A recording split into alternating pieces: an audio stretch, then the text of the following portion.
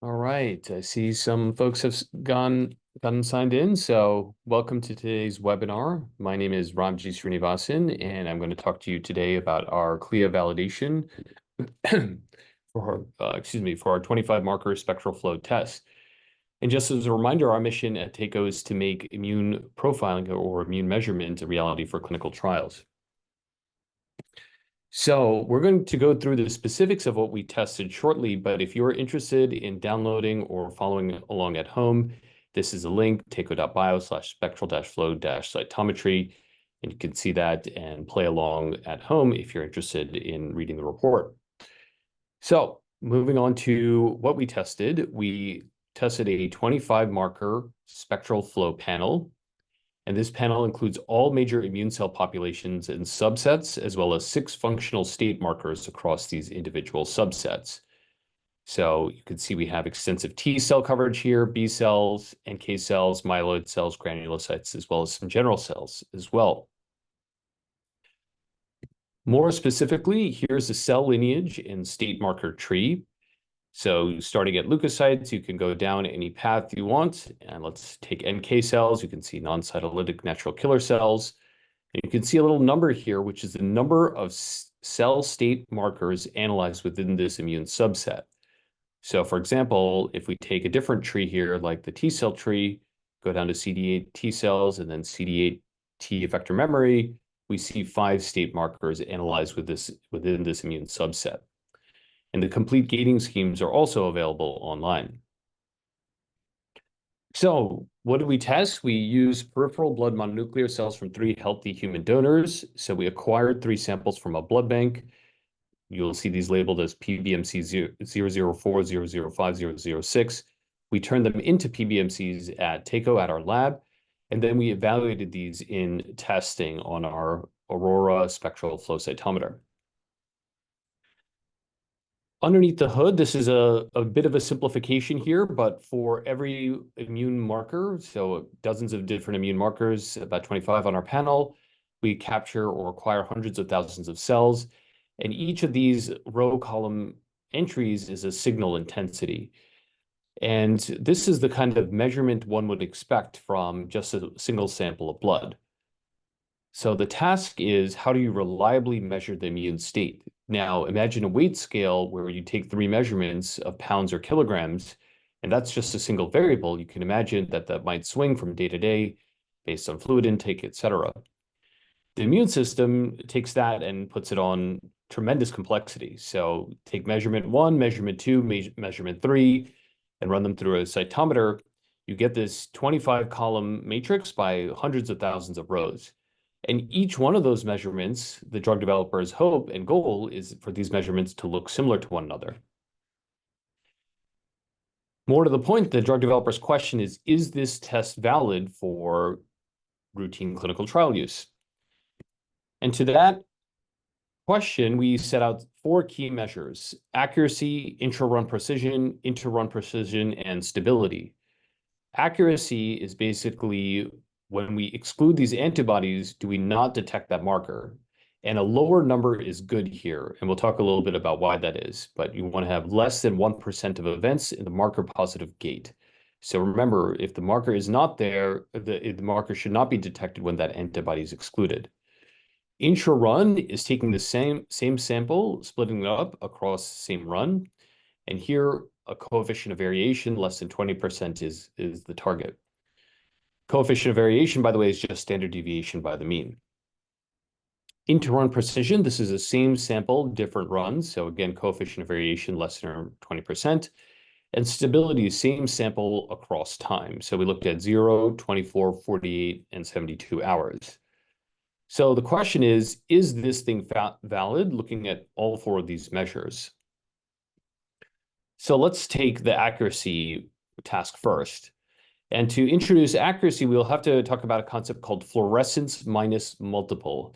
People from conventional flow cytometry may have heard of fluorescence minus 1. This is that concept scaled up. But if you're not familiar with the concept, no worries. Here's the description. So if you have a normal blood sample, you would run it on a 25 marker panel. On a fluorescence minus 1 control, you would take out 6 markers and run the sample and make sure that none of those 6 markers showed up. If you have one of those 6 markers showing up, you've got a problem. Then you take out an adjoining 5 markers, not the same in your set of 6. And then your third control would be another 5 markers, again, distinct from your 6 and 5. And the fourth marker would be distinct from all these 3. With me so far? If not, let's go into more specifics. So if you take our panel, this is a 25 marker panel covering all these different markers, and you look across, let's look at FMM1. So you can see here CD141 is missing on this panel, IgD, CD127. You really don't want to see CD127 show up when you run this sample. FMM2, this, for example, doesn't have CD16. You don't want to see CD16 on this particular sample. FMM3, IgM, that's missing over here. CD56, that should be missing also as well when you run the sample, and FMM4. So you get the idea. You knock out, or excuse me, you remove these specific markers from the panel, and then you run the sample. Okay, so turning to the results. So we look at this column, which is the percent marker positive in the corresponding fluorescence minus multiple control. And a lower number is good, and the threshold is 1% over here.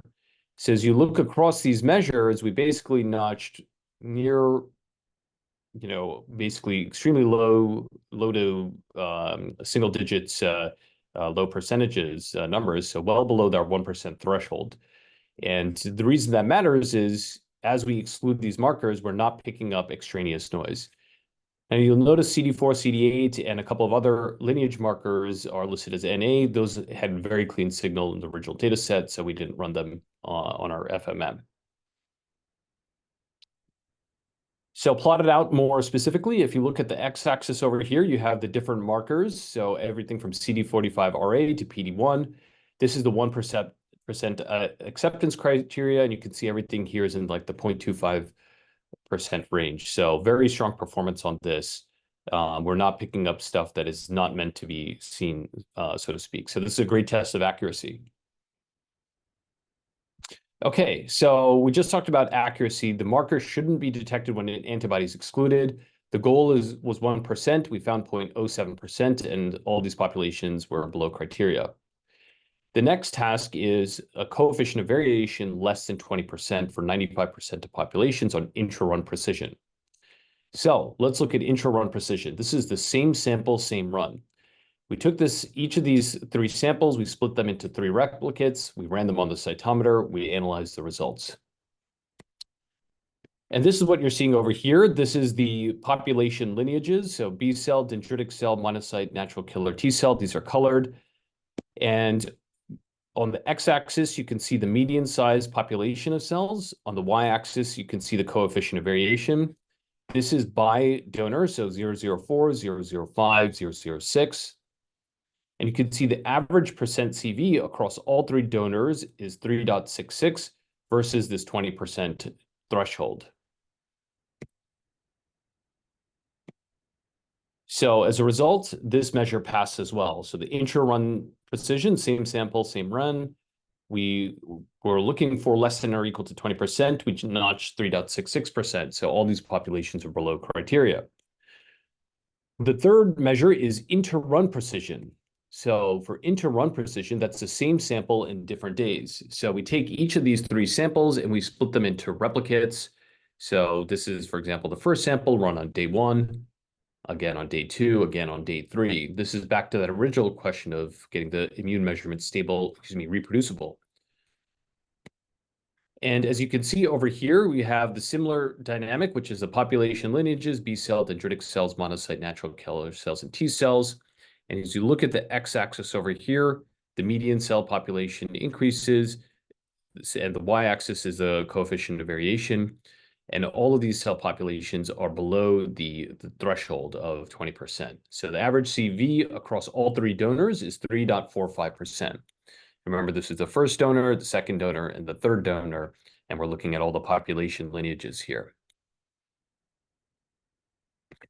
So we talked about 3 measures so far: accuracy, intra-run precision, inter-run precision. The fourth measure is going to be stability, which is the same sample across time. And the goal here is plus or minus 25% for greater than or equal to 95% of populations. So here's the stability measure and, the stability experiment setup. We took the same PBM sample post-fixation and then stored it at 4 degrees centigrade and processed at the 0th time hour, the 24th time hour, the 48th time hour, and the 72nd time hour. So you can see this over here, 0, 24, 48, 72. Each of these 3 samples was split into 4 replicates. And as you can look over here, the stability by major lineage is very strong. So 24 hours compared to 0 hours is 1.61%. So 46 out of 47 phenotypes were within plus or minus 25%. The x-axis over here is the median number of cells of population. The y-axis is median percent change after 24 hours. Similarly, at 48 hours, we saw a little bit more variability, 4.97%. And 45 out of 47, or 95% about 96% of phenotypes were within tolerance. And then 72 hours, it actually had the best performance, but this is a little bit of variability in the measurement. So 0.62%. So 45 out of 47, 95.7% of phenotypes were within plus or minus 25%. So as a result, we would mark this as passing, which is the same sample across time doesn't change that much. So as we look, there's a plus or minus 25% target. We saw 0.62%, and then 96% of these populations were below criteria. Okay, so again, the question from the drug developer is this test valid? And our answer is yes. Based on our validation plan, we looked at all these 4 measures. We set out targets for these and not only met, but we significantly exceeded those targets in terms of accuracy, inter-run precision, and stability. So if you're interested in more data on this, you can happy to read along at home at takeo.bio/spectralflow cytometry at #CLIA-validation-data. And at this point, we'll open it up for audience Q&A.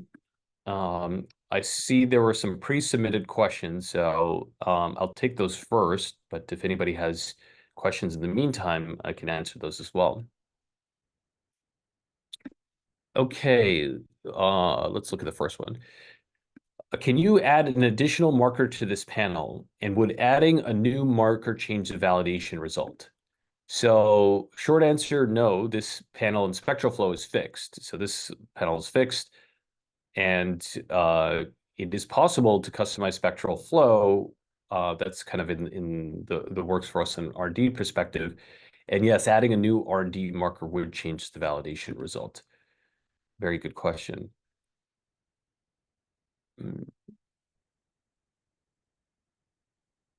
Next question. Okay, how do you handle samples with low viability?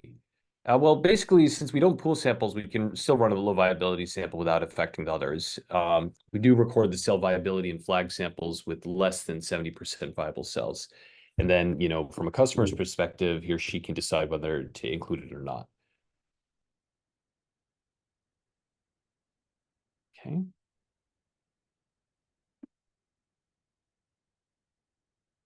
Right. So if there are no further questions, we can sign off. This recording will also be available online, and feel free to DM or email if there are any questions that come up afterwards. With that, thanks for signing on to our webinar, and have a great day.